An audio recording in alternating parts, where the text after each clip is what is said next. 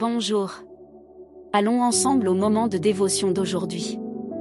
En effet, toutes les promesses de Dieu trouvent leur oui en Christ.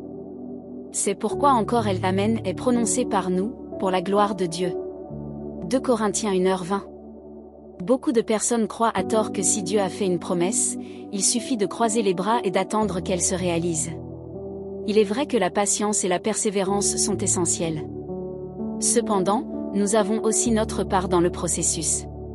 Dieu, dans sa souveraineté, pourrait tout faire seul, mais il a choisi de nous inclure dans son œuvre sur la terre. Il nous appelle à coopérer avec ses plans. Un exemple clair se trouve dans l'histoire du peuple d'Israël. Dieu a promis de les libérer de l'Égypte et de les conduire vers la terre promise. La promesse était réelle, mais il a fallu obéissance et action de la part du peuple pour qu'elle s'accomplisse.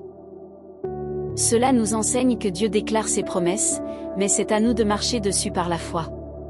Si tu veux vivre pleinement tout ce que le Père a préparé pour ta vie, tu dois comprendre et obéir aux directives qu'il donne. Dieu révèle continuellement ses intentions, mais il attend aussi de nous de l'attitude et une prise de position. La vérité, c'est que nous n'obéissons souvent pas parce que nous n'entendons pas la voix de Dieu et nous ne l'entendons pas parce que nous ne prenons pas le temps de lui prêter attention. Voilà le point crucial, sans intimité, il n'y a pas de direction claire. Des pas d'obéissance sont indispensables pour vivre une vie alignée aux rêves et aux desseins de Dieu. Alors, positionne-toi face aux promesses qu'il a déjà déclarées sur toi. Fais le premier pas. Ne reste pas immobile à attendre. Dieu veut accomplir de grandes choses en toi et à travers toi. Mais pour vivre ce que tu n'as jamais vécu, tu dois oser faire ce que tu n'as jamais fait. Réfléchis Y.